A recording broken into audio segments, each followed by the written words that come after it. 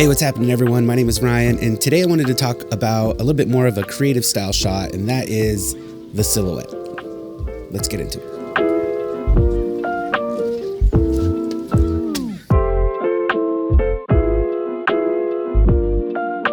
So in this video, I wanted to get into the how, the when, and the why you might like to use this particular shot. Now, this is more of a creative, artistic style of shot, but it can drive the narrative of your story and of your entire film overall. I actually created a whole scene for you that I was gonna break down like I do normally on these lighting tutorials. However, there's so many lighting breakdowns for this particular technique all over YouTube right now, but I didn't see many videos on why or how you would use this technique, so I thought I would focus there for this video. I also wanted to talk a little bit about how I like to get this shot in a more cinematic style. These are really just my opinions and techniques that I like to use personally. But anyway, let's get back into the tutorial. Let's start off with why and when would you use the silhouette shot in your scene. Silhouette shots are often used to create emotion or mystery or even symbolism within your film. It's a really powerful tool in driving the narrative of your story if used properly and intentionally. But what does that mean exactly? So let's talk about this a little bit. Here are a couple of examples of how it could drive the emotion in your scene. So this would be something like filming your subject in front of a sunset. This can imply that your character is finally getting rest after a really long journey. Another example is filming your subject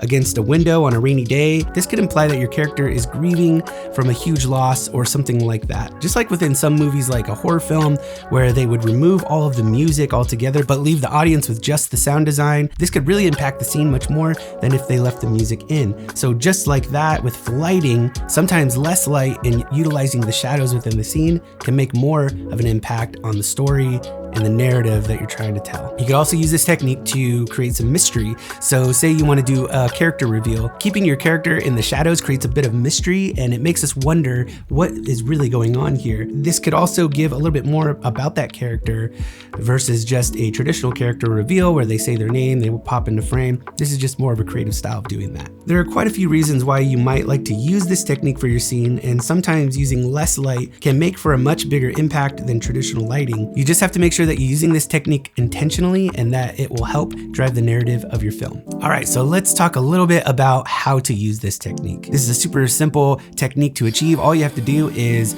expose for your background instead of your subject, but how do you get a cinematic style silhouette? What does that even mean? Let's talk about that. Somehow since the last time I was talking with you outside, it snowed quite a bit. The term cinematic is used pretty loosely these days. So in my opinion, it's kind of a relative term. But I guess what I'm talking about more specifically is what I would see in a movie in the cinema. Usually what I like to see is something a little bit more realistic. To me, it feels a little bit more like the characters are relatable and the situation is relatable. Visuals aren't the most important thing in the grand scheme of things, but for me, I like things to look as realistic as possible. So one of the ways that I like to do that is to get as much information in my highlights and shadows as I possibly can. For this, I like to use S-Log3, and I push everything in the color grade to look and feel the way that I want it to. Retaining all the information in your highlights and your shadows and using something like S-Log3 could really help to push the scene in the way that you want in the color grade. Now, this can be a really powerful tool. Color grading is a way to express the emotion of the scene. So let's take that rainy day, for example. Here's what it looked like before the color grade and everything exposed the way I wanted it. And here's what it looks like after the color grade. It really just drives the emotion of the scene. Now, again, this is just my opinion, and this is what I like to see whenever I'm filming any kind of scene.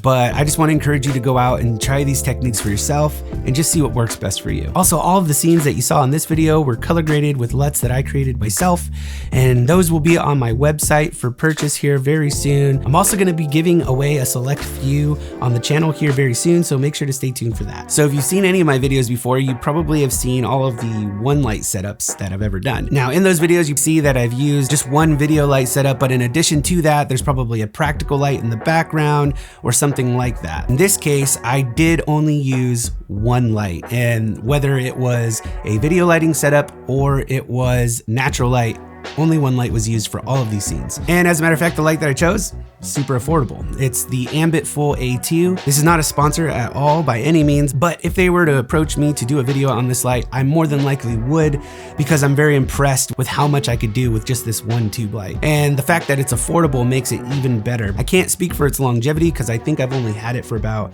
a year now, but so far I've used it on a ton of different projects and I haven't been disappointed. So it just goes to show you that you don't need a whole lot of gear to get a shot like this. And as a matter of fact, this is one of the easiest shots that you can get. And with this $50 light, it just makes it that much better. But here's the tricky bit, I think. It's really just knowing how to use it to drive the narrative of your film. And you probably heard me say that a couple times in this video, and that's because it's very important and true for any type of scene that you're trying to build. If there's intentionality behind it and you take the time in pre-production to write out the script and write out a shot list, and throwing this shot in there can really make an impact on your scene and on your film overall. Well, that's gonna do it for me, you guys. Thank you so much for joining me on this quick tutorial. If you have any questions or would like to see a breakdown on how I lit any of the lighting setups in this tutorial, just let me know down in the comments below. I love hearing from you guys. If you like this video or you learned something, please click the like button down below. Consider subscribing if you haven't already, and I'll see you in the next one. Laters.